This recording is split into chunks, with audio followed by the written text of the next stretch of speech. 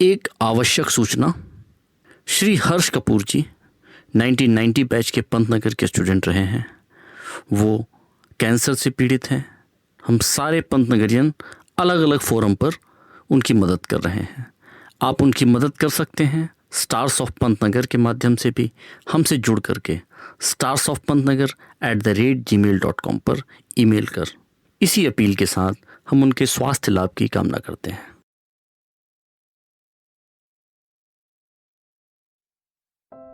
कौन कहता है रोशनी चांद देता है, सितारे नहीं। मैंने टांक लिया है सितारों को अपनी छतरी में। मेरी राहों में अब अंधेरे नहीं। दोस्तों, मेरा नाम है डॉक्टर शिरीष गौतम और मेरी पहचान मेरा पंतनगर का आईडी नंबर 26904। और दोस्तों, मैं लेकर आया हूं आपके लिए stars of Pantnagar. Indoin business group presents stars of Pantnagar. Indoin business group, an agricultural company, adding value, building trust. To know more about our title sponsor, please visit www.indoingroup.com. दोस्तों, हम हर हफ्ते आपको मिलवाते हैं पंतनगर के चमकते हुए सितारों से। इसी कड़ी में मैं आज लेकर आया हूं एक ऐसी पर्सनालिटी को जिन्होंने जन्म लिया एक साधारण किसान परिवार में और सफलता की उन ऊंचाइयों को छुआ जिसकी कल्पना कर पाना भी नामुमकिन सा दिखता है।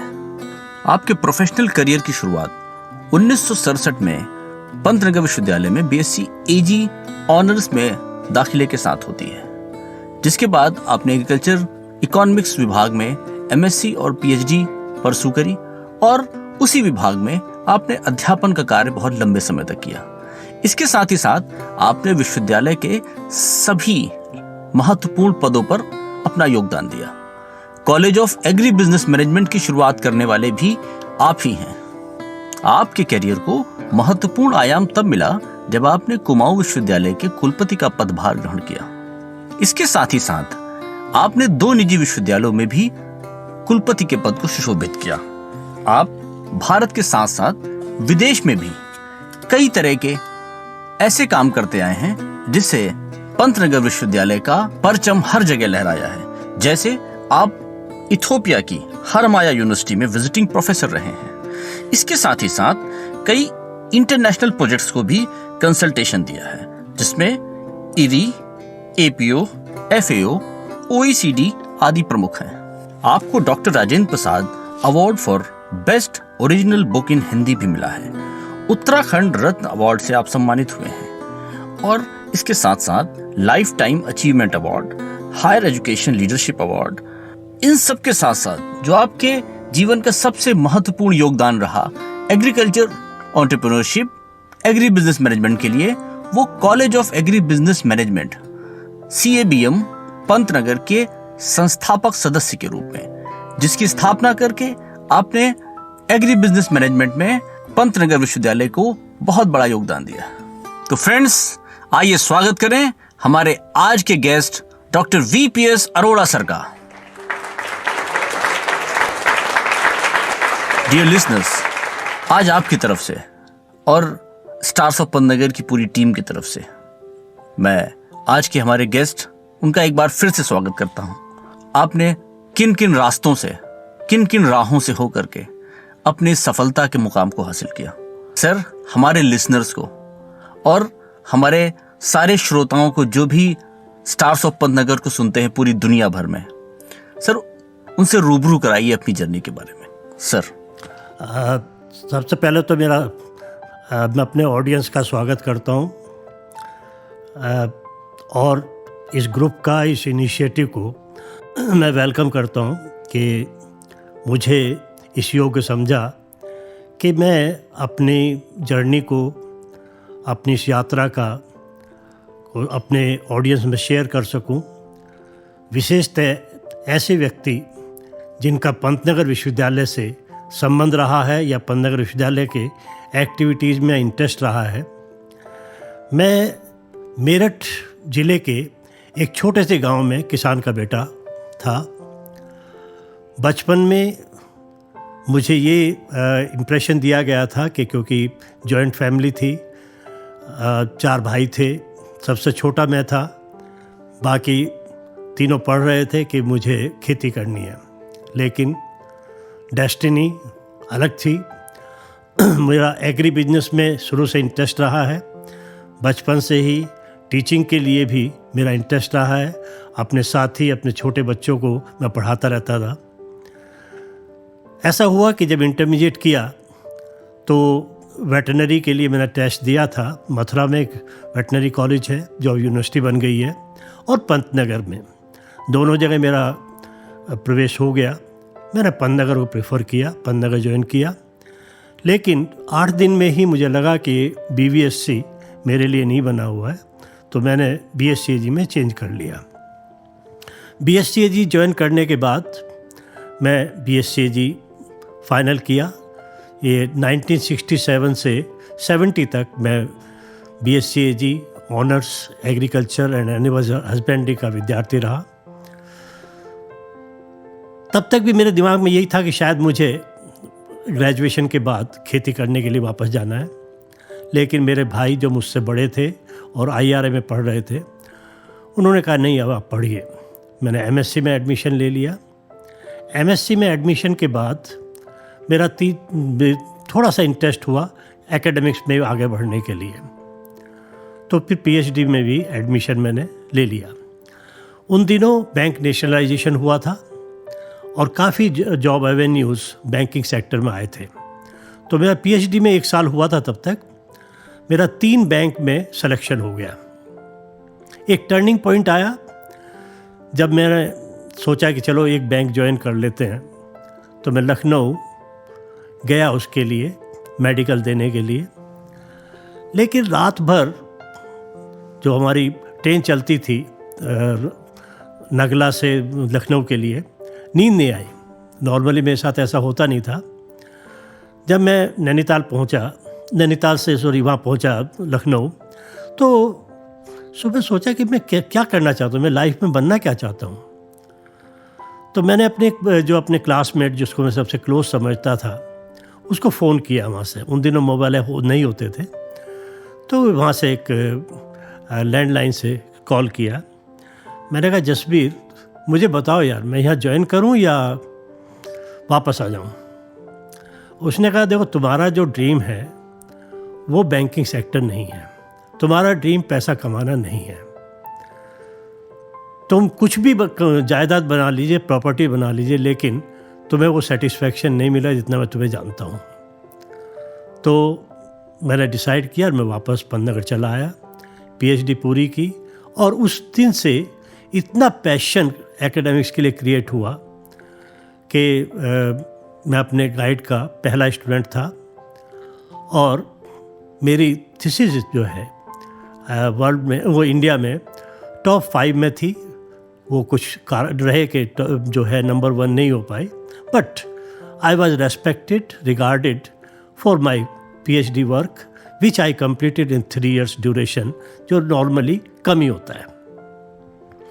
उसके बाद कुछ थोड़ा सा मेरी वीकनेस रही है कि मैं अपने आप को कुछ प्रूव करना चाहता हूँ। मेरे एक साथी जो मेरे क्लासमेट थे PhD में, उनको किसी ने कहा कि जब जॉब मिल गया पंतनगर में, कि इनको और क्या चाहिए, बाहर जरा जॉब लेके दिखाएं। कहा तो उनसे था, लेकिन वो मैंने अपने आप में ले लिया। तो उसके बाद मैंने कहा, पंतनगर तो मैं ज्वाइन करूँगा, लेकिन पहले बाहर प्रूव करूँगा कि मैं बाहर भी जॉब कर सकता हूँ। मैं 3 जगह अप्लाई किया, तीनों जगह असिस्टेंट प्रोफेसर में सिलेक्शन हो गया, और 76 में मैंने उदयपुर यूनिवर्सिटी में असिस्टेंट प्रोफेसर ज्वाइन किया। लेकिन दिल तो पंतनगर में पड़ा हुआ था, और 3 महीने बाद ही जब दोबारा पंतनगर से मुझे चांस मिला, तो मैंने पंतनगर वापस आके ज्वाइन कर लिया। पंतनगर से फिर there was no looking back. Assistant professor से लेकर के मैं प्रोफेसर तक कंटिन्यू करता रहा, और उसके बाद कुछ क्रिएटिव काम करने का सोचा। तो उस समय मैं CABM क्रिएट किया, जिसके बारे में थोड़ा मैं बाद में बताऊंगा कैसे क्रिएट हुआ, क्या हुआ। डीन बना, डीन बन के सभी सीनियर पोजीशंस जो यूनिवर्सिटी की थी वो होल्ड की। 2009 में मेरा जो है रिटायरमेंट होना तो 10 में था, लेकिन मैंने, क्योंकि वाइस चांसलर का मुझे ऑफ़र मिला था कुमाऊं यूनिवर्सिटी नैनीताल से, मैंने वहाँ ज्वाइन कर लिया।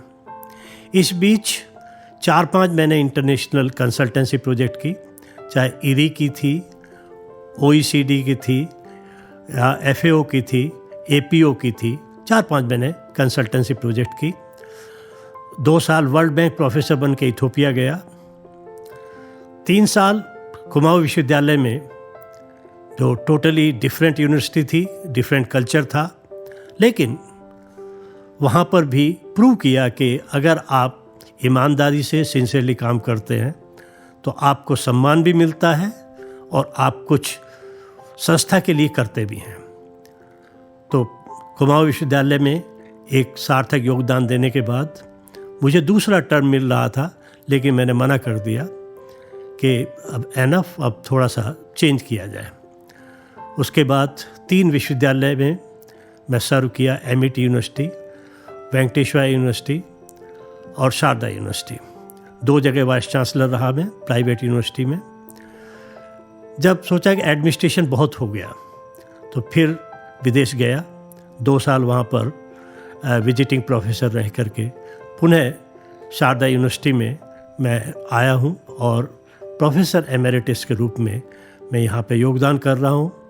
विशेषतः पढ़ाने के, जो पढ़ाना मेरा पैशन रहा है, उसके अतिरिक्त मैं क्वालिटी इम्प्रूवमेंट कैसे होता है, तो विश्वविद्यालय में IQAC, इंटरनल क्वालिटी एश्योरेंस, जो सेल है, सेंटर है, मैं उसका डायरेक्टर के रूप में क्वालिटेटिव इम्प्रूवमेंट लाने का पूरा प्रयास कर रहा हूँ। जर्नी रही है, काफ़ी चैलेंजिंग रही है, काफ़ी अच्छी रही है, बट ओवरऑल सेटिस्फाइंग रही है। वैसे तो जीवन की परिभाषा बहुत सारे लोगों ने दी है, मगर आज हम अपने गेस्ट से जानना चाहेंगे, आप किस तरह से जीवन को देखते हैं? ये प्रश्न जो है इतना सीधा नहीं है मेरे लिए। हाँ, जिंदगी के साथ तो निभाता रहा हूँ मैं।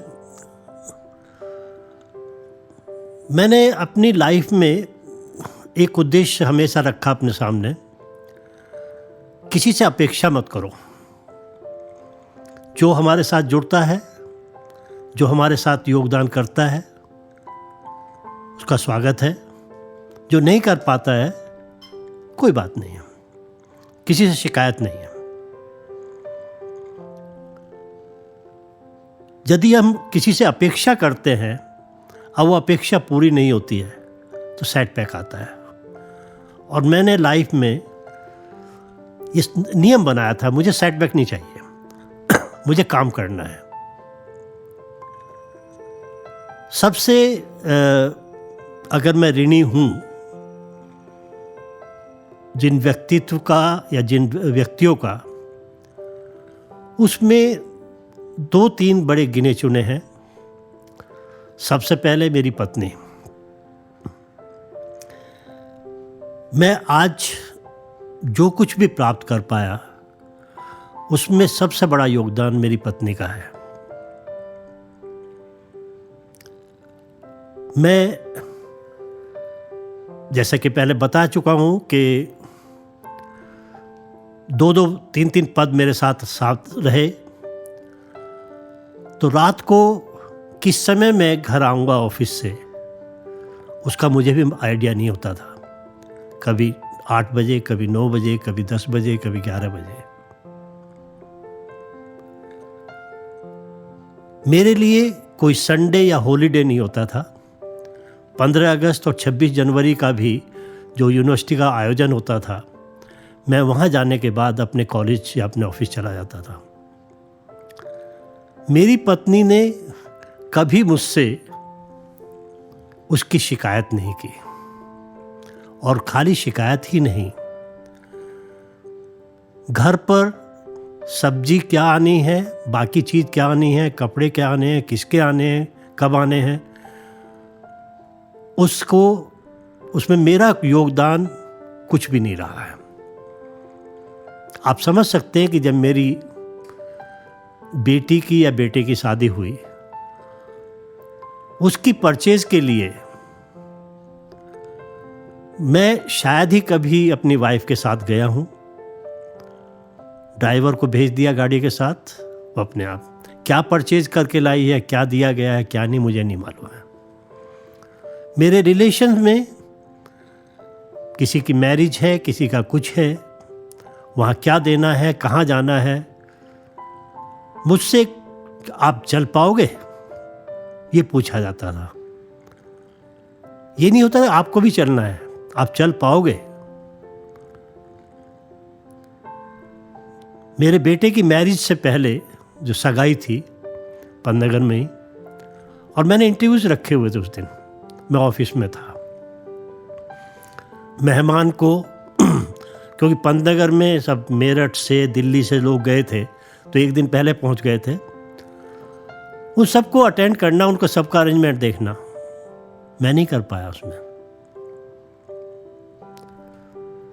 सोशल विजिट के लिए लोग आते थे इवनिंग में 8 बजे 9 बजे, तो मुझसे वाइफ फ़ोन करके यही पूछती थी कि आप अभी आने वाले हो या मैं चाय पिला दूं। वो ये नहीं कहती थी ये सो एंड सो आए हैं, आ जाओ आप भी चाय पी लेना। वो पूछती थी कि आप आने वाले हो या इन्हें मैं चाय पिला दूं। तो सबसे बड़ा योगदान मेरी लाइफ में मेरी वाइफ का रहा है, और वो आज तक भी कायम है, अब तक भी चल रहा है। दूसरा, जो मेरे ब्रदर, जिन्होंने इंसिस्ट किया कि आपको पढ़ना है, वरना एक स्टेज आई थी कि मैं पढ़ना छोड़ करके खेती करने जाने वाला था। कहा नहीं, पढ़ना है। He insisted. आर्थिक नहीं तो बट इमोशनली, और जो भी, क्योंकि मैं फादर से ज़्यादा उनकी रेस्पेक्ट करता हूँ। Is a great scientist, agriculture scientist है, पंतनगर के ही एलुमनस है। दूसरा सबसे बड़ा योगदान मेरी लाइफ में उनका है। तीसरा मेरे फादर का। हमारी आर्थिक स्थिति, हम किसान थे, ज़मीन थी, सब कुछ था, लेकिन किसान को कितनी इनकम होती है ये सबको मालूम है। कर्ज लेकर के हम भाइयों को पढ़ाया उन्होंने। कभी उनसे कुछ मांगा, उन्होंने कभी मना नहीं किया। कहाँ से अरेंज किया, कैसे अरेंज किया, कभी उन्होंने कहा नहीं कि तो तीसरा योगदान उनका है। मेरे बहुत ज़्यादा मित्र नहीं बने, फ्रेंड्स थे जो क्लोज फ्रेंड। मैं थोड़ा कष्ट होता है कहते हुए कि जो मेरे क्लोजेस्ट फ्रेंड थे 2-3, वो तीनों ईश्वर के पास चले गए हैं पिछले 1-2 साल में। ऐसा नहीं, मैं बहुत लोग हैं जो हेल्प की है, सब कुछ किया है, और शायद बहुत कम ऐसे लोग होंगे कि मैं कुमाऊं विश्वविद्यालय में अगर था तो वो कुक मेरा फेसबुक फ्रेंड है आज भी। अगर मैं वेंकटेश्वर विश्वविद्यालय में कुलपति रहा तो वहाँ का जो कुक था वो आज भी मुझे कॉल करके अपनी अथॉरिटी से कहता है, सर कैसे हैं, क्या कर रहे हैं। ऐसा फ्रेंड सर्किल होता है। मुझे अच्छा लगता है, बुरा नहीं लगता, मुझे अच्छा लगता है। विद्यार्थियों ने हमेशा मुझे सपोर्ट किया, रेस्पेक्ट दी। एक ट्रेडिशंस होता है विश्वविद्यालय में या किसी भी संस्था में कि अगर किसी बच्चे को आपने फेल कर दिया तो आपको नमस्ते करना बंद कर देता है। मैं उन गिने चुने टीचर्स में था पंतनगर में कि जिन बच्चों को मैंने फेल किया वो मेरे पहले पैर छूते थे। कभी किसी ने मुझे ये नहीं कहा, सर आपने हमारे साथ इनजस्टिस किया। तो इस जर्नी में बहुत लोग जुड़े मेरे साथ। आज भी पंतनगर से कोई भी फेसबुक फ्रेंड से आती है, एक्सेप्ट कर लेता हूँ, शायद मैं किसी तरह से उनकी हेल्प कर पाऊँगा, मदद कर पाऊँगा। काफ़ी कुछ किया, लेकिन जैसे मैं कह चुका हूँ कि मैंने कभी भी डिपेंडेंस दूसरे के ऊपर अपने आप को नहीं करने की कोशिश की है कि जो भी करूँगा मैक्सिमम अपने आप करूँगा। दूसरे का योगदान जितना मिल जाए बहुत अच्छा है, स्वागत है। एक चीज शायद मुझे सम्मान मिलने का एक और कारण रहा है कि यदि किसी ने मेरे साथ सहयोग किया है, मेरा भी उसमें सहयोग है, लेकिन मैं क्रेडिट उसको देता था कि ये क्रेडिट इनको जाता है। जर्नी सेटिस्फाइंग रही, अच्छी रही, और मैंने लाइफ में कभी भी कोई भी कदम उठाया, कोई भी निर्णय लिया, कभी उसको रिग्रेट नहीं किया। BVSC से BSCAG में चेंज किया, कभी रिग्रेट नहीं किया कि यार वेटनरी में होता, डॉक्टर बनता पहले, ये बहुत अच्छा है। नहीं, 3 बैंक के जॉब मिले, नहीं ज्वाइन किया, कभी रिग्रेट नहीं किया। गवर्नमेंट से 3-4 ऑफर मिले बहुत अच्छे सीनियर पोजीशन के लिए, नहीं ज्वाइन किया, कभी रिग्रेट नहीं किया। जो आपने निर्णय लिया है उसका सम्मान करो, उसमें आगे बढ़ो। ये अपना नियम मैंने बनाया और उसी नियम से मैं आगे बढ़ता चला गया।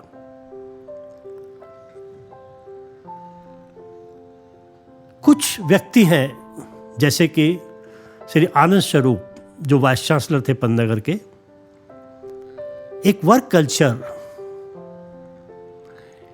एक पैशन जो होता है वो उनसे सीखा मैंने। एक कैसे कुछ इनोवेशंस किए जा सकते हैं, कैसे एक एंटरप्रेन्योर बना जाता है, ये मैंने उनसे सीखा। सौभाग्य से जितने भी वाइस चांसलर पंतनगर बने, ध्यानपाल सिंह से मेरे पीरियड में, और लास्ट में BS बिष्ट तक, सभी से मैंने सम्मान पाया, सभी को मैंने सम्मान दिया, सबसे सीखने की कोशिश की है।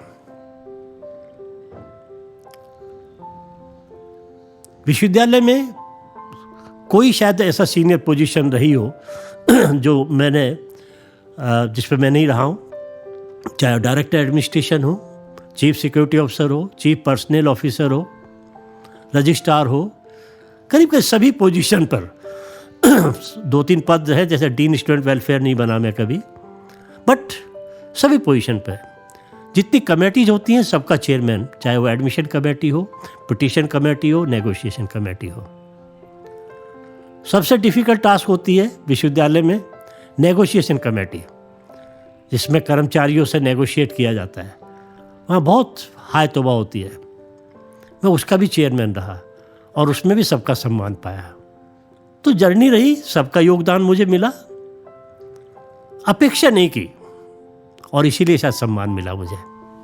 डियर लिसनर्स, जीवन में बहुत बार ऐसी बातें होती हैं जो हमें एक नई तरह से सोचने को मजबूर कर देती हैं। बहुत सारी सी घटनाएं होती हैं जो हमारी सोच को पूरी तरह से प्रभावित करती हैं। कई बार उन घटनाओं के बाद हम अपने आप को इतना मजबूत पाते हैं, हम अपने आप को इतना सुदृढ़ पाते हैं कि हम अपने जीवन को नई तरह से शुरुआत कर देते हैं, एक नई दिशा दे देते हैं। तो उस तरह की घटनाएं जो कि पूरे के पूरे जीवन को बदलने की क्षमता रखती हैं, बदलने की कुव्वत रखती हैं, वैसी घटनाओं को हमें हमेशा याद रखना चाहिए और हमेशा उनसे सीख लेनी चाहिए। तो हम चलते हैं अपने गेस्ट से।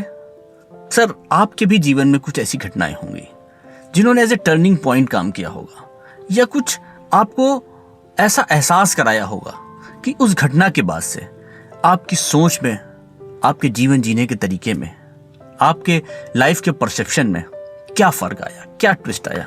हाँ, मुझे आज भी याद है जब 2009 में मैं रजिस्ट्रार का पद मेरे पास एडिशनल था। हम एडमिशन्स कर रहे थे, एंट्रेंस एग्ज़ाम के बाद काउंसलिंग हो रही थी। मैं चेयरमैन भी था एडमिशन कमेटी का, being senior most dean also. उस समय करीब 2 बजे गवर्नमेंट का एक आदेश आया, गवर्नर का, कि काउंसलिंग को सस्पेंड किया जाए। क्यों? क्योंकि कुमाऊं विश्वविद्यालय के रिजल्ट डिक्लेयर नहीं हुए हैं। कुमाऊं विश्वविद्यालय के रिजल्ट डिक्लेयर नहीं हुए, इसलिए पंतनगर की काउंसलिंग सस्पेंड की जाए। मुझे सेक्रेटरी, जो वीसी के सेक्रेटरी, क्योंकि उनके पास ही आया था वो, उन्होंने फ़ोन किया कि सर इसी तरह का आया है। मैंने कहा जितनी देर तुम्हें हो सकती हो उतनी देर लगाओ वीसी को सामने पुटअप करने के लिए, काउंसलिंग मेरी आज की पूरी हो जाने दो। तो उसके बाद उसने करीब 1 घंटे बाद वीसी के सामने वो लेटर रखा। वीसी ने फ़ोन किया, अरे भाई अरोड़ा जी, ये काउंसलिंग सस्पेंड कर दो क्योंकि गवर्नर के आदेश आए हैं। मैंने कहा सर अभी चलने दीजिए, आप लेटर तो भेजिए, लेट मी रीड इट, मैं भिजवाता हूँ। ठीक है। मैंने काउंसलिंग की और उसके बाद अपना फ़ोन बंद कर दिया। ना काउंसलिंग के लिए वो किसी को बताया, और अपने सेक्रेटरी को बोला कि वीसी ऑफिस से जो भी कोई लेटर आए वो मेरे सामने अभी पुटअप नहीं करें जब तक काउंसलिंग चल रही है। काउंसलिंग चलती रही। करीब 7 बजे जब काउंसलिंग ख़त्म हुई तो सेक्रेटरी लेके आया मेरे पास, और वीसी साहब बहुत नाराज कि भाई आपने इस पर क्यों? साहब ऐसा है, जिम्मेदारी मेरी है, आप मेरा एक्सप्रेशन कॉल कर लीजिए। फिर हुआ ये कि अब नेक्स्ट डे तो पोस्टपोन करनी थी, सस्पेंड करनी थी, क्योंकि गवर्नर का आदेश है। तो वीसी साहब चले गए देहरादून मिलने के लिए। मैंने कहा सर मैं खुद आ रहा हूँ एक टीम लेकर के। गवर्नर साहब से कहने लगे कि दूसरे विश्वविद्यालय की इनएफिशिएंसी से पंतनगर विश्वविद्यालय क्यों सफ़र करे। तो उस पर करीब 3 बजे, हम 3-4 बजे, मैं और 2 और डीन थे, पंतनगर से निकले। मैं रजिस्ट्रार था, मेरे पास रजिस्ट्रार की गाड़ी भी थी, तो तीनों उसी में जा रहे थे। तो मुझे करीब 30 किलोमीटर जाने के बाद पत्रकारों का फ़ोन आया, सर कुमाऊं विश्वविद्यालय के आप कुलपति बन रहे हैं, आपका क्या विज़न है, कैसे? तो एक के बाद एक प्रश्न करते रहे। मतलब मुझे उन्होंने इनडायरेक्टली बता दिया कि आपको कुमाऊं यूनिवर्सिटी का वीसी बनाया जा रहा है, और मैं उन्हीं के अगेंस्ट जा रहा था वहाँ पर कहने के लिए। तो अब मेरे 2 साथी मेरे और थे गाड़ी में, तो मैं उनको घुमा फिरा करके बात कर रहा था जिससे उनको आइडिया ना लगे कि किस बारे में बात हो रही है। उसके बाद धामपुर पहुंचने से पहले गवर्नर के सेक्रेटरी का फ़ोन आया, सर फैक्स नंबर बताइए, आपको लेटर भेजा जा रहा है। तो मैंने कहा ठीक है मैं अभी बताता हूँ। फैक्स नंबर बताया, और तब मैंने अपने साथियों से बताया, भाई मैं ऐसे बात है, मैं कुमाऊं विश्वविद्यालय का कुलपति बन गया हूँ। तो उन्होंने धामपुर रोका। तो फिर मैंने गवर्नर से कहा कि मैं वहाँ आ ही रहा हूँ, वहीं वहाँ में जो उस समय मार्गरेट अल्वा गवर्नर थी, मैं वहीं पे उनसे बात कर लूँगा कि ठीक है आ जाइए। उसके 1 किलोमीटर चला था, गवर्नर साहब का के सेक्रेटरी का फिर फ़ोन आया कि मैडम का कहना है कि आप वापस जाइए और कल सुबह ज्वाइन कर लीजिए वहाँ पर, क्योंकि वहाँ पे अभी तक ना कॉपी चेक हुई है, ना रिजल्ट डिक्लेयर हुआ है, और सारे सेक्शन हड़ताल पर हैं। मतलब कुमाऊं विश्वविद्यालय के सारे सेक्शन हड़ताल पर हैं। वहाँ फाइनल एग्ज़ाम की कॉपी भी चेक नहीं हुई है और रिजल्ट डिक्लेयर नहीं हुआ है। आप वहाँ जाइए, वहाँ का देखिए, यहाँ आने की ज़रूरत नहीं है आपको। तो मैंने अपनी गाड़ी वहीं छोड़ी, एक टैक्सी हायर की, वहाँ से वापस जा रहा था। तो रास्ते में ही वाइस चांसलर के सेक्रेटरी का फ़ोन आया, क्योंकि तब तक टीवी वगैरह पे सब आ चुका था वो, कि सर आप कब ज्वाइन कर रहे हैं? मैं कल सुबह आ रहा हूँ, मेरे पास मेरी गाड़ी भेज दो। तो मैंने वहाँ जाके ज्वाइन कर लिया नेक्स्ट डे। वहाँ क्योंकि पंतनगर में ना मैंने कभी स्टूडेंट की स्ट्राइक देखी थी, ना कोई देखा था, स्टूडेंट की यूनियन ही नहीं थी। और वहाँ पर आए दिन, मतलब हफ्ते में 4-5 बार तो कम से कम घेराव होता था कुलपति का। मेन गेट चैनल का बंद हो जाता है, चैनल गेट होता है, वो भी मैंने देखा कुलपति का, वाइस चांसलर का। तो 1-1.5 महीने बाद मुझे लगने लगा कि मैं तो गलत जगह आ गया हूँ। कहाँ पंतनगर, जहाँ के पीसफुल है, सब कुछ काम किया जाता है, पढ़ाई लिखाई होती है, यहाँ तो सिर्फ यूनियनबाजी होती है। तो उस समय जो इंसिडेंट्स की आपने बात की है उसकी बताना चाहूँगा। एक कॉन्फ्रेंस हो रही थी वहाँ पर नैनीताल में, एडमिनिस्ट्रेटिव स्टाफ कॉलेज में। तो वहाँ पर मुझे एक सांसद मिले। वो सांसद कुमाऊं विश्वविद्यालय में अध्यक्ष रह चुके थे। तो मैंने उनसे कहा, पासी साहब, आपसे एक चीज़ पूछना चाह रहा हूँ, क्या कि ऐसा कौन सा मूल मंत्र है जिससे कि विद्यार्थी में और कुलपति में डिस्टेंस कम हो जाए, एक दूसरे के प्रति ट्रस्ट पैदा हो जाए। तो उस व्यक्ति ने जो मुझे सुझाव दिया, वो 3 साल तक मेरे लिए बहुत बड़ा काम किया। उसने कहा, देखिए ऐसा है, ये बीच में जो आपके ऑफिसर्स होते हैं, चाहे वो कैंपस डायरेक्टर हो, डीन स्टूडेंट वेलफेयर हो, प्रॉक्टर हो, ये सब दलाल होते हैं। ये आपसे कुछ कहेंगे, विद्यार्थी से कुछ कहेंगे। आप जितना सीधा संबंध विद्यार्थियों से बनाएंगे उतने आप सक्सेसफुल होंगे। वो नियम मैंने बनाया। मैंने जब भी कभी स्टूडेंट से मिलता था अपना फ़ोन नंबर बताता था, कोई भी प्रॉब्लम हो, कुछ भी हो, मुझसे बात करो। रात के 12 बजे 1 बजे फ़ोन आते थे बच्चों के। और वही था कि मैं उस विश्वविद्यालय में ना कोई मेजर स्ट्राइक हुई। आपके नॉलेज में बताऊं कि उस समय दिल्ली यूनिवर्सिटी में सेमेस्टर सिस्टम लागू करने में स्ट्राइक हुई थी। 5-6 महीने तक स्ट्राइक चल रही थी सेमेस्टर सिस्टम लागू करने में। और मैंने पीजी लेवल पर सेमेस्टर सिस्टम लागू किया कुमाऊं विश्वविद्यालय में। मैं एंटिसिपेट कर रहा था स्ट्राइक वगैरह कुछ होगी, हड़ताल होगा, बट विदाउट एनी प्रॉब्लम ने इम्प्लीमेंट कर दिया उसको। जितने भी इनिशिएटिव मैंने लिए वहाँ पर, चाहे वो ऑनलाइन एग्जामिनेशंस का हो, सबका स्वागत किया गया। क्यों? बिचौलियों को बंद किया। हर विद्यार्थी को यह था कि अगर आपकी क्लास नहीं हुई है, आप मुझे एसएमएस कर दीजिए कि ये हमारी क्लास है, इस समय टीचर नहीं आया है, ये मेरा काम है। फिर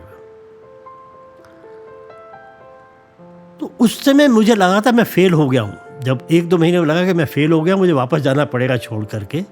लेकिन वो उस व्यक्ति ने, पासी ने मुझे ऐसा मंत्र दिया। मैं कभी भी अपने डीन डायरेक्टर्स के जो स्टूडेंट के बारे में बात करते, जब तक मैं वेरीफाई नहीं कर लेता था तब तक उस पर एक्ट नहीं करता था।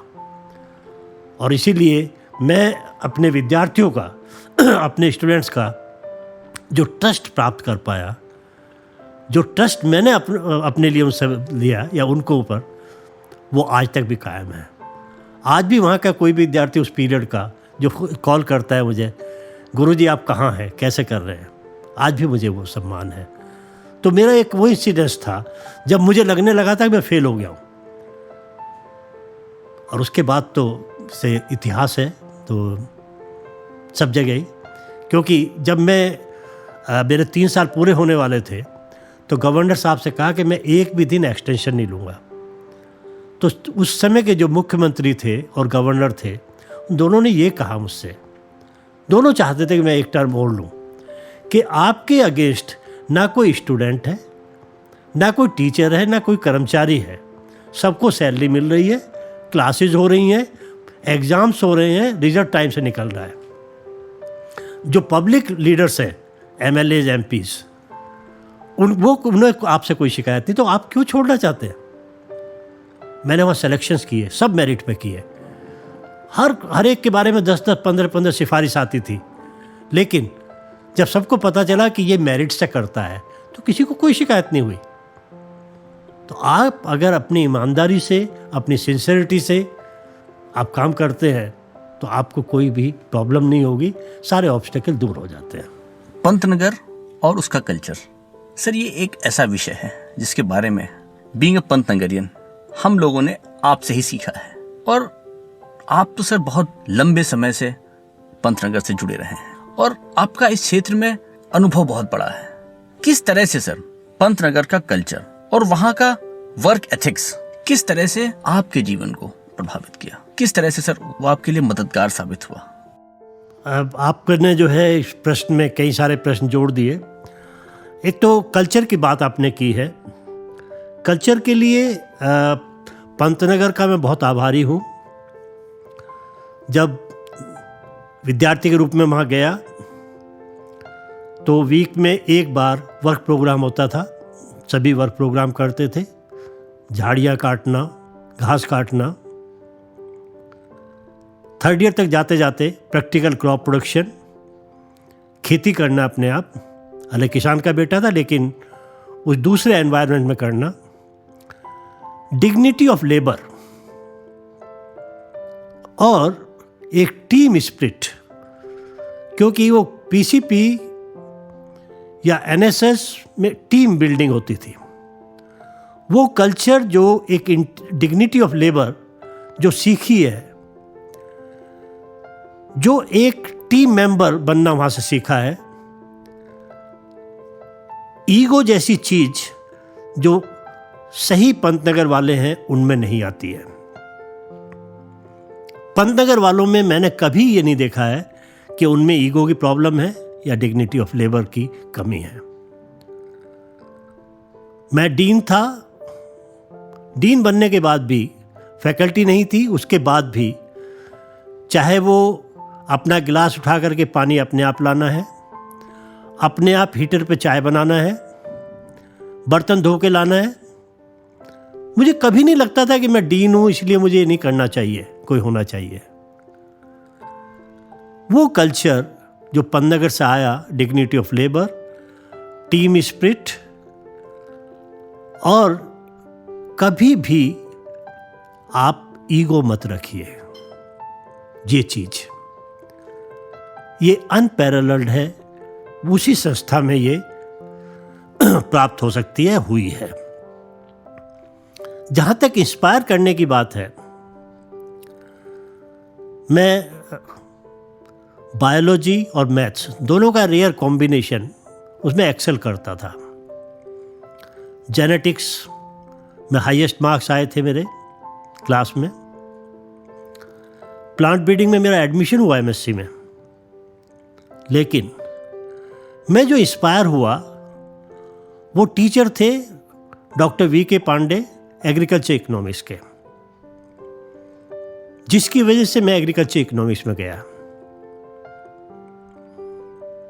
एक अच्छा ह्यूमन बीइंग, एक अच्छा साइंटिस्ट, एक अच्छा टीचर मैंने पाया डॉक्टर एम.सी. सक्सेना में, जिन्होंने मुझे इंस्पायर किया कि आप जो भी करो कभी उसको जताओ नहीं। जो भी करो ये देख करके कि मुझे संस्था के लिए करना है, सोसाइटी के लिए करना है। जो भी करो एक्सेल करो उसमें। वो एम.सी. सक्सेना एग्रोनॉमी के प्रोफेसर थे। उन्होंने मुझे पढ़ाया भी नहीं, लेकिन उनके साथ रिसर्च प्रोजेक्ट में एसोसिएट रहा। उन्होंने कितना इंस्पायर किया मुझे। So very rare. पंतनगर में कभी भी इस तरह की सिचुएशन नहीं आई कि कोई छोटा है, बड़ा है। कभी भी कोई कम्युनल वाली बात, रिलीजन वाली बात, डिस्क्रिमिनेशन वाली बात कभी नहीं थी, कभी नहीं आई। I feel proud that I am product of Pantnagar. I served Pantnagar. और जो कल्चर मुझे वहाँ से मिला, जो इंस्पिरेशन मुझे अपने विद्यार्थियों से मिले, मैं आपको बताऊं कि जब मैं बीएससी में पढ़ता था, ज़्यादातर मेरे टीचर या तो विदेशी थे या विदेश से ट्रेंड थे, यूएस से ट्रेंड थे।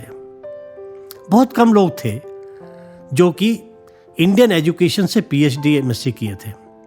ज़्यादातर इलिनॉय से पीएचडी करके आए थे या एजुकेशन से। कई तो मेरे टीचर यूएस के थे। एक डिफरेंट कल्चर। कभी भी अगर एक टीचर क्लास में 5 मिनट लेट हो गया, उसको लगता था उसने बहुत बड़ा क्राइम किया है। कितनी बार सॉरी कहता था वो स्टूडेंट से।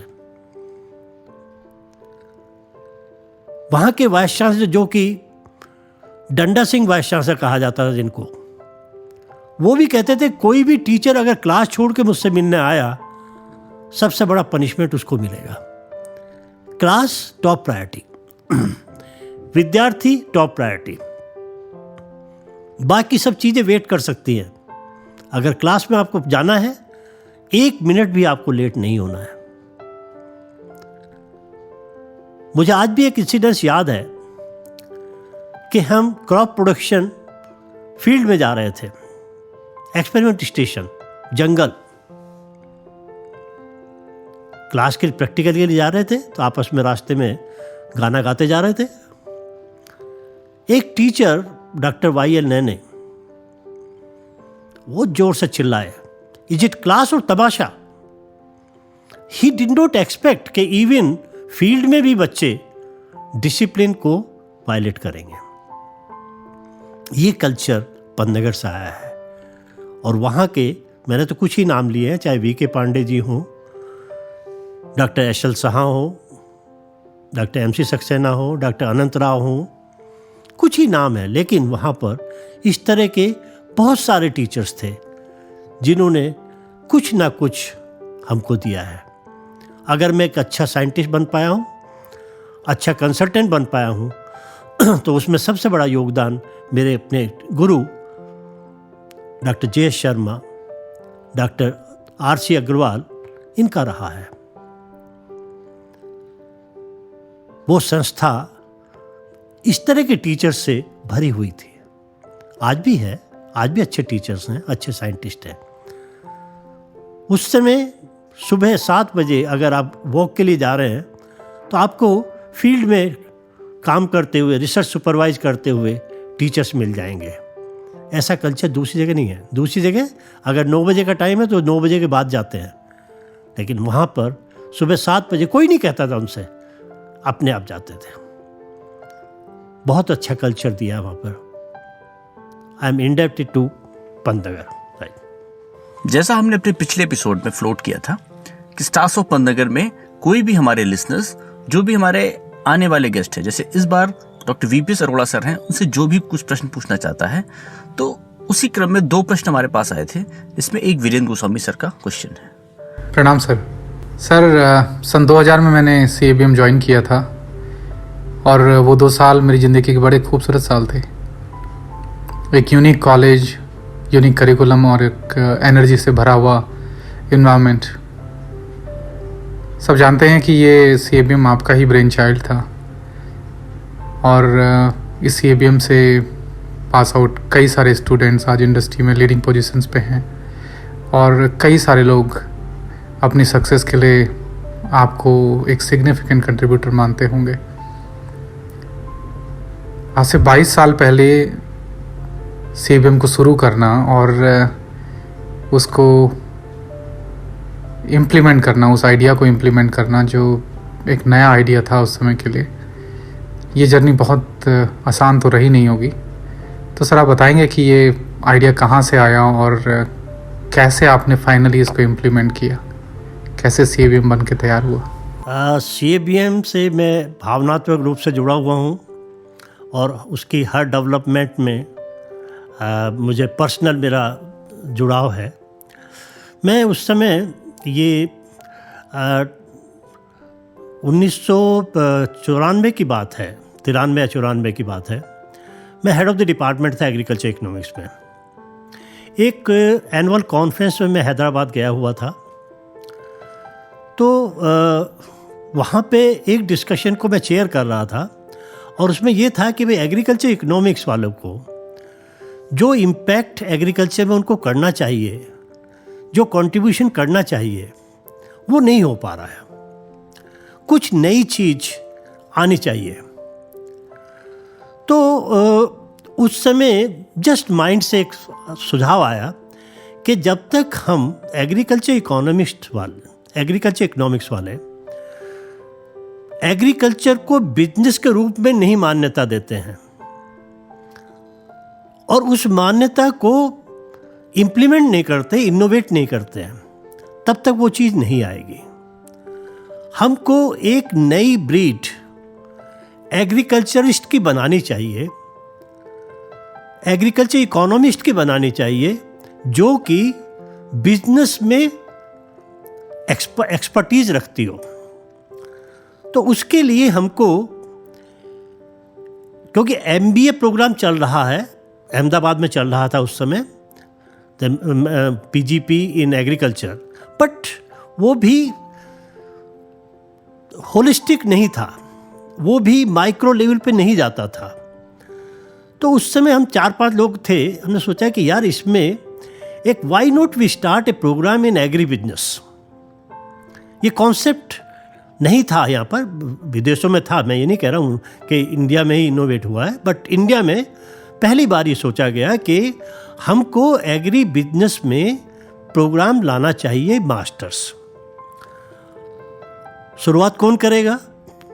शुरुआत होनी चाहिए एग्रीकल्चर यूनिवर्सिटीज से, और पंतनगर विश्वविद्यालय क्योंकि प्रथम एग्रीकल्चर यूनिवर्सिटी था, तो वहाँ से अच्छा कौन सा संस्थान हो सकता है जहाँ पे हो। तो मैंने इसके लिए सोचता रहा, एक बहुत अच्छा डॉक्यूमेंट बनाया। किसी भी सरकारी विश्वविद्यालय में कोई भी नया संकाय, नया फैकल्टी, नया स्कूल या कॉलेज बनाने के लिए सरकार से अनुमति चाहिए, गवर्नमेंट से परमिशन चाहिए। मैंने एक प्रोग्राम बनाया, प्रपोजल बनाया। उन दिनों पावर पॉइंट नहीं होते थे, लैपटॉप नहीं थे, वो स्लाइड्स का प्रेजेंटेशन होता था, जो फ्लॉपी वगैरह भी नहीं होती थी उस समय, तो ओवरहेड प्रोजेक्टर पे जो लगाते थे वो होता था। तो मैंने उस गवर्नमेंट को भेजा। लकीली फॉर मी, उन दिनों जो एग्रीकल्चर प्रोडक्शन कमिश्नर थे थोड़ा कुछ इनोवेटिव थे, और उस समय जो कुलपति थे पंतनगर के, वो भी थोड़ा सा इनोवेटिव थे, उनसे जान रखते थे। तो उसके बाद उन्होंने मुझे बुलावा भेजा, आप आइए प्रेजेंट कीजिए। अब उन्होंने प्रेजेंट वर्ड यूज किया था, तो मैं दोनों चीज़, वो ओवरहेड प्रोजेक्टर की स्लाइड्स बना करके और रिटिन में तो था ही, ले गया।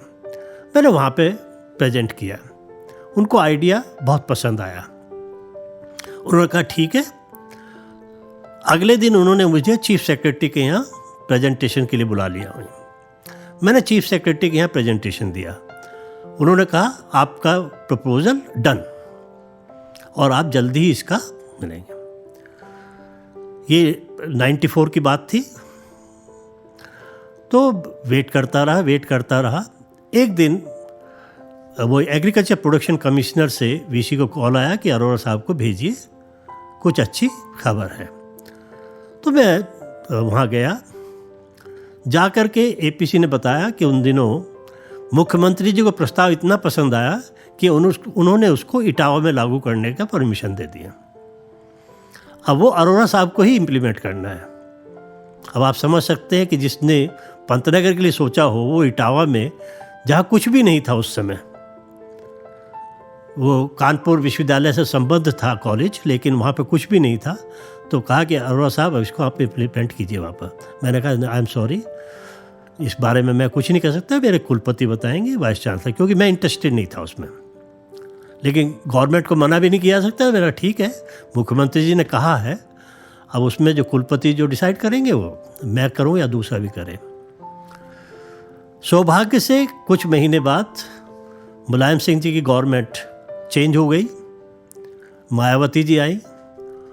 उसके कुछ महीने बाद मैंने एपीसी को फ़ोन किया, एग्रीकल्चर प्रोडक्शन कमिश्नर को, कि साहब हमारे प्रस्ताव का क्या हुआ। कहने लगे बहुत अच्छा मौका है, चीफ मिनिस्टर जितने पुराने डिसीजन सबको रिवर्स कर रही हैं, तो आप आ जाइए, इसको भी करा देते हैं। मैं गया लखनऊ, एक प्रस्ताव बना के भेजा, और मुझे बाद में पता चला कि वो मुख्यमंत्री जी ने उसको अप्रूव कर दिया, और पंतनगर में इस संकाय की स्थापना की परमिशन मिल गई। ये 95 में आया था। लेकिन मैंने बताया कि इसमें जो आया कि उसमें ना कोई पद होगा ना पैसा होगा। कुलपति ने मुझसे कहा कि ये तो एफर्ट्स बेकार होगी। मैंने कहा नहीं, I take it as a challenge. मैंने इसको एक चैलेंज ले करके हेडशिप के साथ साथ, क्योंकि सैलरी भी चाहिए थी, सैलरी तो वहीं से मिलनी थी मुझे प्रोफेसर के रूप में, तो 5 बजे जा कर के 8 बजे तक उस नई बिल्डिंग में, एक नई बिल्डिंग बनी थी कॉलेज में जो CABM आज जानी जाती है। वो बिल्डिंग ICR के पैसे से बनी थी विश्वविद्यालय में, और जिस उद्देश्य से बनी थी वो उद्देश्य समाप्त हो गया था। मैंने प्रस्ताव रखा कि आप इस बिल्डिंग को CABM के नाम से ट्रांसफ़र कर दीजिए, और जो पैसा आपका खर्च हुआ है वो पहले वर्ष में जब हमारी आय शुरू होगी उसमें से ले लीजिए। ये प्रस्ताव की अनुमति मिल गई। अब देख लीजिए, विश्वविद्यालय के अंदर ही अंदर ऐसा लगा जैसे मेरा प्राइवेट वो हो enterprise, but I was very happy. वो बिल्डिंग मिली और बिल्डिंग में बैठने की जगह मिली। शुरू में इसका नाम रखा गया school of agribusiness management, लेकिन क्योंकि हमारे एक्ट और इंस्टीट्यूट में स्कूल का प्रावधान नहीं था, सब कॉलेजेस थे और डीन भी कॉलेज का ही हो सकता था, तो उसका नाम चेंज करके college of agribusiness management किया गया, जिसका निक नेम बाद में CABM के नाम से हो जाना। पहले SABM था, फिर वो CABM हुआ। तो जब वो पहला बैच आया उस समय तक इसका नाम CABM और college of agribusiness management हो चुका था। उसमें जो 2 साल का जो इंक्यूबेशन पीरियड था पहले बैच आने तक, मैंने अपने आप को इक्विप करने के लिए PGDM किया। उस एज में मैंने PGDM किया डिस्टेंस एजुकेशन से, कि मैनेजमेंट एजुकेशन कैसे होती है। उसके अतिरिक्त जितनी भी नेशनल लेवल की फेडरेशंस है, जैसे CII है, ASSOCHAM है, उन सब में प्रतिभागिता मैंने सुनिश्चित की। विश्वविद्यालय क्योंकि सिर्फ 2 में स्पॉन्सर करता था, बाकी सब में मैं जाता था अपने किराए से, रजिस्ट्रेशन फ़ी भी अपनी जेब से देता था मैं। तो मेरी सैलरी का एक अच्छा पार्ट जो है वो CABM के नाम से चला जाता था। प्रस्ताव बनाया, प्रपोजल बनाया, सिलेबस बनाया, एडिटिंग कराई, AICT को अप्रूवल के लिए भेजा, AICT से अप्रूवल भी लिया, और उसके बाद जब पहला बैच एडमिट हुआ तब तक मेरे करीब 100 कंपनीज से पर्सनल रिलेशन एस्टेब्लिश हो चुके थे, और हर सप्ताह कम से कम 1 या 2 chief executive officer, general manager, GM या सुपीरियर ऑफिसर्स पंतनगर की विजिट करते थे। वो इतना मोटिवेटिंग होता था मेरे विद्यार्थियों के लिए कि फर्स्ट वीक में ही उनके आने पर, जो फर्स्ट वीक CABM का भी था और फर्स्ट वीक बच्चों का भी था, महिंद्रा के 4 टॉप एग्जीक्यूटिव्स बॉम्बे से उनको एड्रेस करने के लिए आए। तब तक इतना अच्छा रिलेशंस मेरा बन चुका था कि उनकी ना समर प्लेसमेंट की कोई प्रॉब्लम हुई, ना ही उनकी प्लेसमेंट की हुई। जो फर्स्ट बैच जो निकला, उस फर्स्ट बैच का एवरेज प्लेसमेंट 200% था। एक बच्चे का ऑन एन एवरेज 2 जगह, कुछ बच्चों के 3 जगह हुए, कुछ का 1 जगह हुआ, प्लेसमेंट हुआ। और मैंने जैसे बताया कि फर्स्ट 5 इयर्स में ही निश एरिया में CABM को पूरे राष्ट्र में टॉप 5 निश एरिया B स्कूल्स में इसका स्थान प्राप्त हुआ। इतिहास उसके बाद सभी विद्यार्थी जानते हैं, लेकिन जो एक डिसिप्लिन मैंने शुरू में बनाई, चाहे वो ड्रेस कोड हो, क्लास का हो या विजिटिंग फैकल्टी को हो, उसने ही उन बच्चों को इस लायक बनाया। मैंने डाइवर्सिफाई किया उसको, एग्री बिजनेस के अलावा फूड चेन में MBA स्टार्ट किया, उसके बाद जनरल MBA भी स्टार्ट किया, फिर PhD स्टार्ट किया। एक फुल फ्लेज्ड कॉलेज, एक सेल्फ सस्टेनिंग कॉलेज बना, बिल्डिंग डबल हुई, ट्रिपल हुई, ऑडिटोरियम बना, व्हीकल्स आई उसका जो है गेस्ट हाउस में पार्टिसिपेशन कराया, कंट्रीब्यूशन के था इन्वेस्टमेंट से, और विश्वविद्यालय उसका CABM का जितने भी एग्री इंडस्ट्रीज थी सब जगह वो CABM के नाम से जाने लगा, ब्रांड इक्विटी पैदा हुई। बहुत बड़ा चैलेंज था बट बहुत सेटिस्फाइंग जर्नी रही। Thank you Virendra sir for the lovely question. और नमस्कार सर, अगला संदेश डॉक्टर दिनेश चौहान बोल रहा हूँ दिनेश सर, चौहान और जी मुझे आज आपसे बात कर बहुत ही प्रसन्नता हो रही है स्टार्स ऑफ पंतनगर के माध्यम से। I must say that sir, I was fortunate enough to have you as our professor in college of agribusiness management Pantnagar during our MBA days. और आई थिंक आपसे अच्छा डीन CABM पंतनगर को नहीं मिल सकता था, and it was all because of your efforts that Pantnagar university was able to start a unique program across the country. I remember that Pandagar University Agribusiness Management program was one of the first program we started off in India, and you have been the pioneers in field of agribusiness management apart from a renowned professor in agriculture economics, and I am fortunate to study under your able guidance and under your leadership. We were fortunate enough sir to learn lot of leadership lessons apart from managerial lessons during our course program. और आपके साथ sir मेरा जो relationship रहा है वो तब से लेकर आज तक हम लोग जुड़े हुए हैं, और we keep on discussing both on personal as well as professional front. And मेरी यही कामना है कि आप जहाँ भी रहें और जैसे भी रहें आप हमेशा स्वस्थ रहें, एंड आपका आशीर्वाद हम लोगों पर हमेशा बना रहे।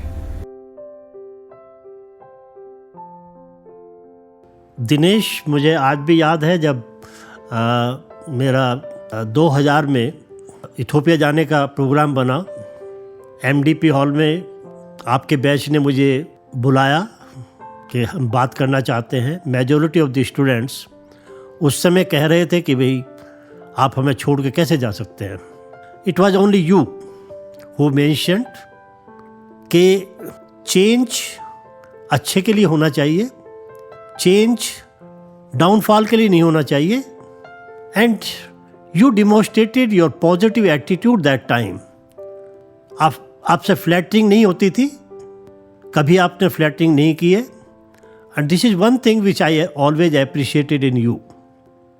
एक अपनी इंडिविजुअलिटी, एक सेल्फ कॉन्फिडेंस बना के रखिए, सक्सेस आपको अपने आप मिलती चली जाएगी। चाहे मैं विद्यार्थी हूँ, मेरे साथी हों, सभी से ये है कि आप मोटिवेट रहें, पर्पस के लिए ऑनेस्ट रहें, कमिटेड रहें। यदि आप ऑनेस्ट हैं, कमिटेड हैं, success will come on the way. Best of luck. Thank you doctor Dinesh Chauhan sir. और अब चलते हैं इस एपिसोड के कुछ और अगले सवालों पर। आपके अनुभव और आपकी बताई हुई बातें सर बहुत सारे एग्री ग्रेजुएट्स को जो कि CABM के माध्यम से या कॉलेज ऑफ एग्रीकल्चर में आपसे जुड़ करके बहुत कुछ सीखते आए हैं और बहुत अपने जीवन को फ्रेम अप करके आज सर बहुत ऊंचाइयों को प्राप्त कर रहे हैं। सर इस मंच के माध्यम से, इस प्रोग्राम के माध्यम से आप सर इस करंट जनरेशन को कुछ गाइड करिए कि सर किस तरह से अपने गोल्स को और अपने ड्रीम्स को अचीव करें। देखिए, मैं यंग जनरेशन को हमेशा 2-3 बातें एक एडवाइस के रूप में देता हूँ। एक तो कहता हूँ मैं उनसे हमेशा कि यदि आपको लाइफ में कुछ योगदान करना है, कुछ अकम्प्लिश करना है, 3 A पर एक्सपर्टीज या 3 उस पर कमांड करो।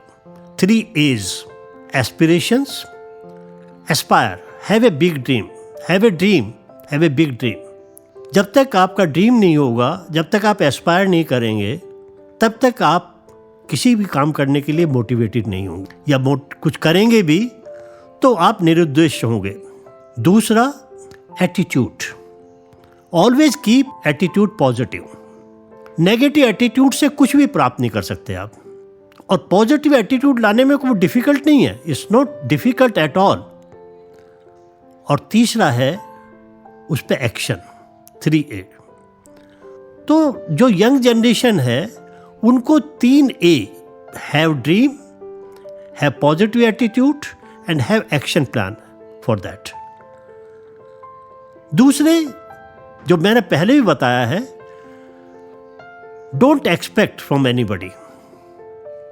आई एम नॉट सेइंग कि अगर आप कोई एंटरप्रेन्योर हैं या आप सीनियर मैनेजर हैं तो अपने सबऑर्डिनेट से, अपनी टीम से कुछ एक्सपेक्ट ना करें, बट अपने लिए कोई चीज एक्सपेक्टेशन मत रखिए, कोई अपेक्षा मत रखिए। अपने आप की किसी से तुलना मत कीजिए। Never compare your self with anybody. मैं कभी भी अपने किसी भी साथी से, जो मेरे क्लासमेट हैं, बैचमेट रहे हैं, I never compare myself with. हर एक का अपना एक स्टाइल है, हर एक का अपना अकम्पलिशमेंट है, हर एक ने किसी फील्ड में एक्सेल किया है।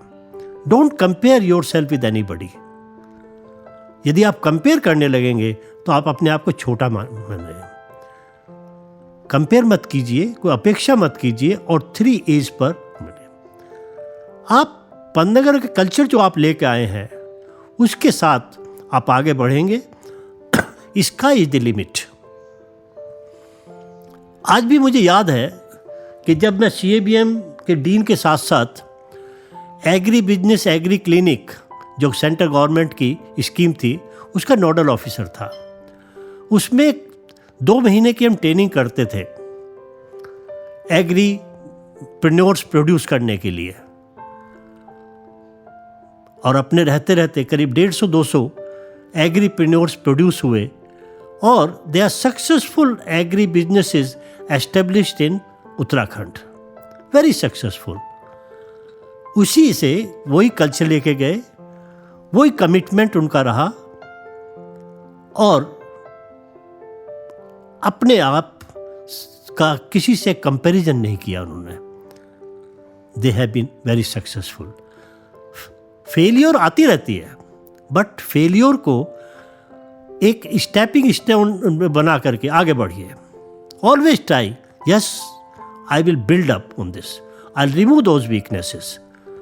वो वीकनेसेस आप दूर करेंगे तो आप अपने लिए, अपनी सोसाइटी के लिए, अपने परिवार के लिए, अपनी संस्था के लिए बहुत अच्छा योगदान देंगे। हॉबीज एक पर्सनालिटी को नया रूप देती हैं। हॉबीज पर्सनालिटी को बनने में, एक व्यक्तित्व को बनने में बहुत अहम भूमिका निभाती हैं। और पंतनगर में रह करके उन हॉबीज को डेवलप करने के बहुत सारे चांसेस रहते हैं। बहुत सारे ऐसे मौके रहते हैं पंतनगर में रह करके कि जहां पर अपनी हॉबीज को हम हर क्षेत्र में अपने आप को विकसित कर सकते हैं। तो सर, आप अपनी कुछ हॉबीज के बारे में बताइए हमारे लिसनर्स को कि क्या क्या हॉबीज थी जिन्होंने आपको मदद करी, जिन्होंने आपको अपने आप को निखारने में, अपने आप को इतना मजबूत बनाने में, जिसने काफ़ी मदद करी। सर प्लीज़ बताइए। देखिए, वैसे मेरी बहुत ज़्यादा हॉबीज़ नहीं रही हैं, क्योंकि वर्कोलिक रहा हूँ मैं ज़्यादातर। और एक जो म्यूज़िक सुनना, गाने सुनना,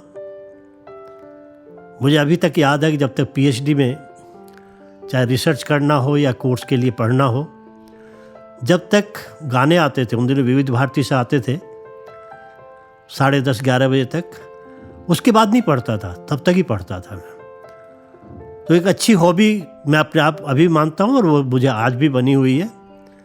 आज भी मैं सुबह टीवी पर सुबह गाने सुनता हूँ, करीब आधा 1 घंटा। लेकिन उसको मैंने करियर बनाने का, तो क्योंकि मेरा डायरेक्शन ही अलग हो गया, मैं कोई अच्छा सिंगर तो हो ही नहीं सकता, क्योंकि मैंने कभी उसके लिए ट्राई भी नहीं किया है। बट सुनना, लिसनिंग म्यूजिक, वो बहुत मेरा हॉबी रही है। परफेक्शन लाना हर चीज में, वो मेरी वीकनेस रही है, स्ट्रेंथ रही, जो भी आप माने उसको।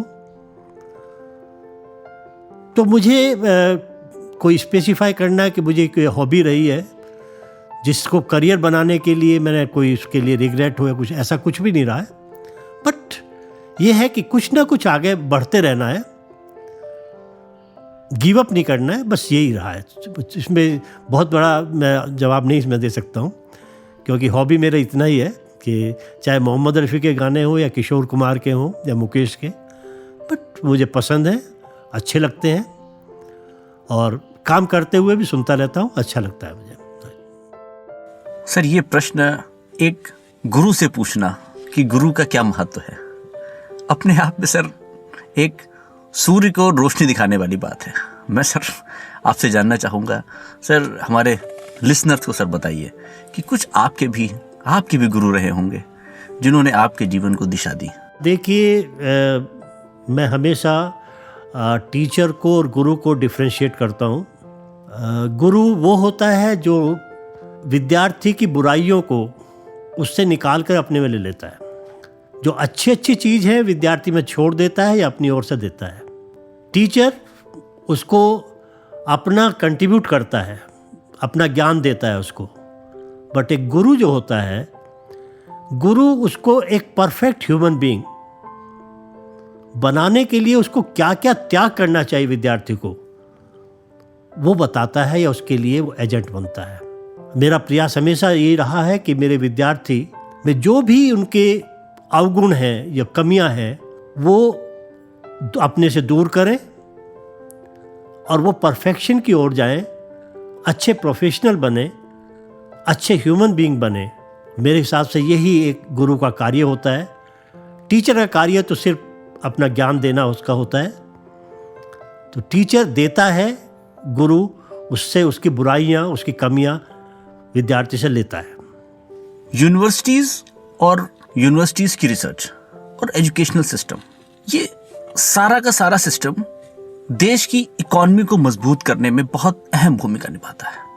आप तो सर कई विश्वविद्यालयों से जुड़े रहे हैं, पंतनगर में आपने सारे महत्वपूर्ण पदों पर योगदान दिया, इसके साथ साथ आप कुमाऊं विश्वविद्यालय के कुलपति रहे हैं और कई निजी विश्वविद्यालयों में भी आपने कुलपति के तौर पर अपनी अहम भूमिका निभाई है।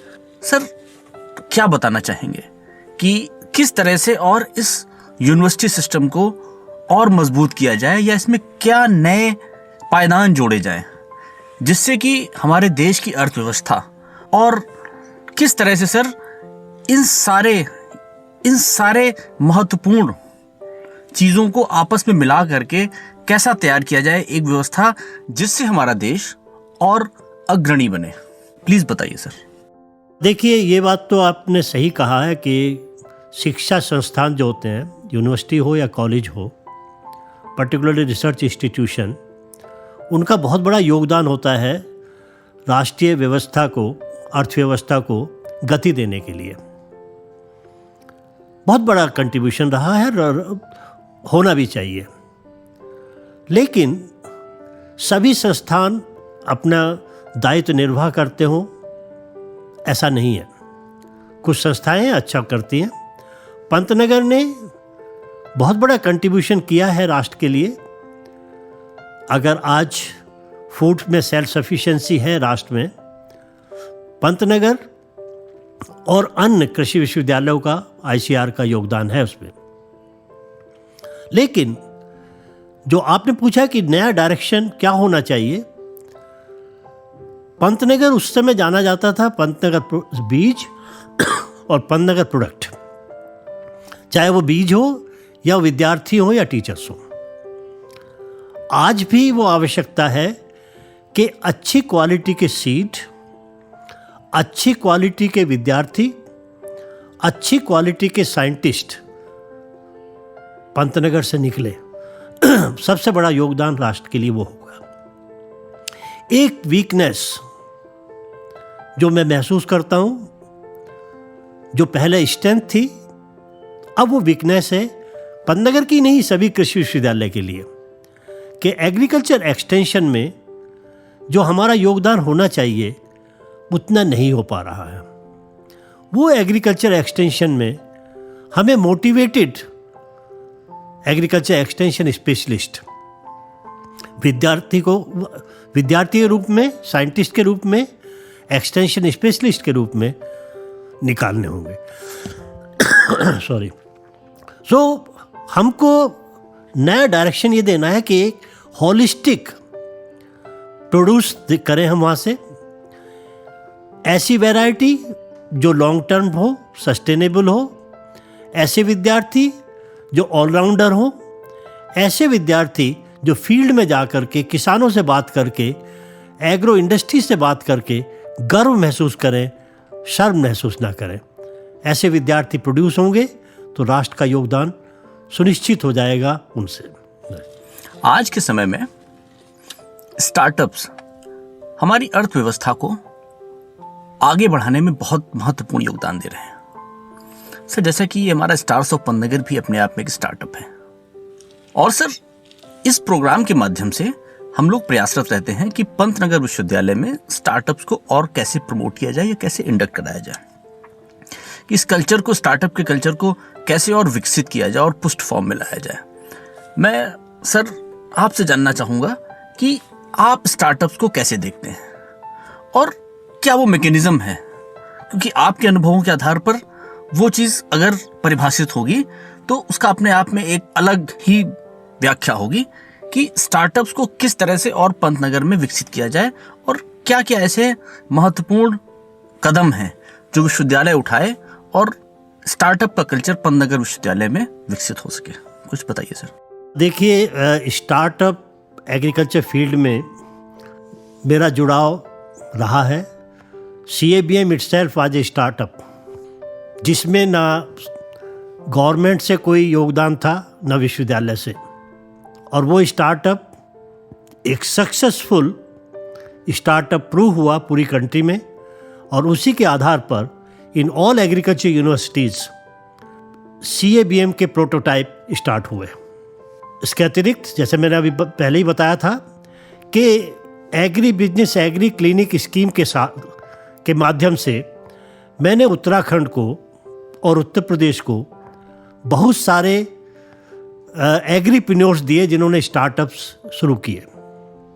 आज जिस प्रकार की आर्थिक व्यवस्था कंट्री की है, एम्प्लॉयमेंट की सिचुएशन है, उसमें एग्रीप्रेन्योरशिप हैज़ लॉट टू कंट्रीब्यूट। और मैं इस बात का स्वागत करता हूँ कि CABM के विद्यार्थियों ने एग्री स्टार्टअप के लिए इंक्यूबेशन सेंटर का प्रस्ताव पंतनगर को भेजा है। और मेरी शुभकामनाएं भी हैं और मैं उससे जुड़ने में I will be happy to be associated with such type of project, such type of initiative. ठीक है, अब वो 30 साल पहले वाली एनर्जी या एज तो नहीं है साथ में, बट जो भी मेरे पास इंटेलेक्चुअल कैपिटल है, उससे मैं उस प्रोजेक्ट के लिए जितना भी मुझसे बन पड़ेगा मैं उसमें अपना सहयोग दूंगा। और कोई भी विद्यार्थी मुझसे अगर कांटेक्ट करेगा, यदि इसमें मैं योगदान कर सकता हूं, मैं अवश्य करूंगा।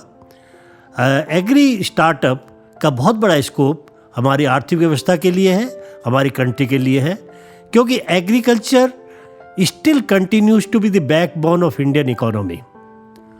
और ये आने वाले अगले 20-30 साल तक ये परिस्थिति में कोई परिवर्तन होने वाला नहीं है।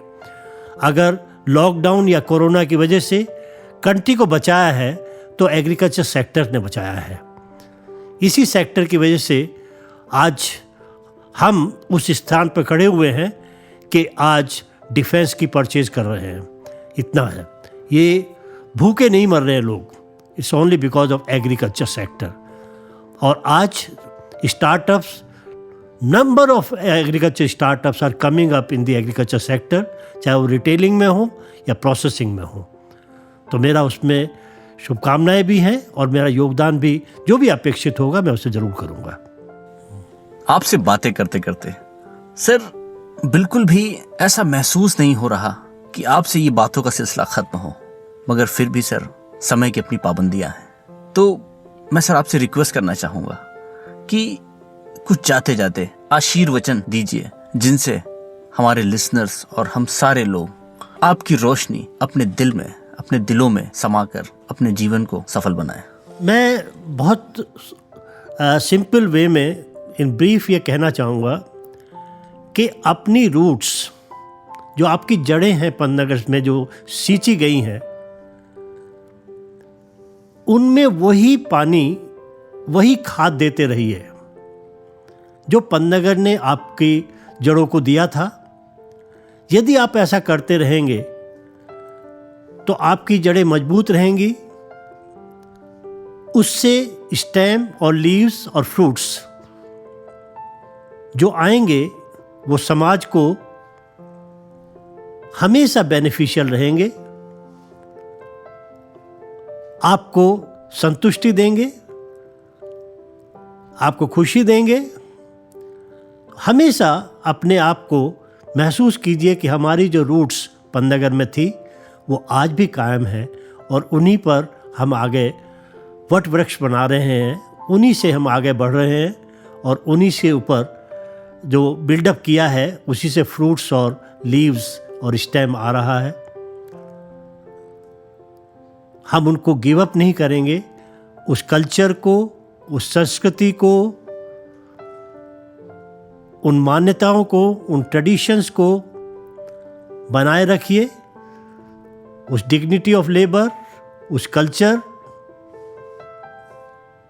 उस डेडिकेशन, उस कमिटमेंट को बनाए रखिए और सेवा करते रहिए राष्ट्र की।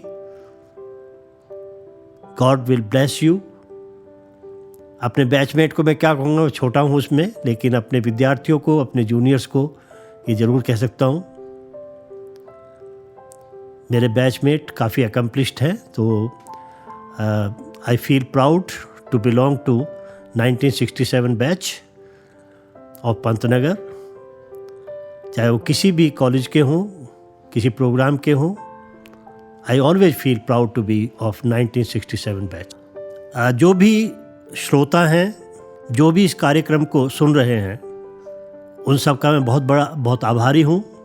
उनका धन्यवाद देता हूँ कि मेरे जो लाइफ की जर्नी, मेरे जो विचार उन्होंने सुने, जो भी मैं बन पाया हूँ, कैसे बन पाया हूँ, उसको जानकर जो भी हुआ, मैं उसके लिए बहुत बहुत धन्यवाद करता हूँ। उसके साथ साथ जो टीम इस कार्यक्रम को बना रही है, इसको ब्रॉडकास्ट करेगी, उसके लिए भी बहुत बहुत आभारी हूँ कि मेरी आवाज़, मेरे विचार एक बहुत बड़े डोमेन में उसको भेज रहे हैं। मैं उसके लिए बहुत बहुत शुक्रगुजार हूँ। बहुत बहुत धन्यवाद सर, बहुत बहुत धन्यवाद। और फ्रेंड्स, ये थे हमारे आज के guest doctor VPS Arora sir, जिनका हम सारे लिसनर्स की तरफ से, स्टार्स ऑफ पंतनगर की टीम की तरफ से और पंतनगर के सारे एलुमनाइज की तरफ से हम आपका तहे दिल से शुक्रगुजार हैं कि आप आए और हमारे इस कार्यक्रम की आपने शुभ धन्यवाद sir. Shirish, you made me comfortable in your interview and I am really grateful. I am thankful to you for making me comfortable and for making this interview memorable to me also. Thank you very much. तो दोस्तों, ये था हमारा आज का show और आज के एपिसोड में हमने आपको मिलवाया हमारे बहुत ही अजीज guest doctor VPS Arora sir से। हमारे नए शो TIC को आप सुन सकते हैं हर रविवार सुबह 11 बजे। We thank our title sponsor, Indoin Business Group, for making this podcast possible. So friends, this is Dr. Shirish Gautam signing off. और मैं आपसे अगले हफ्ते मिलता हूँ एक नए व्यक्तित्व के साथ, एक नए गेस्ट के साथ। Till then, keep shining.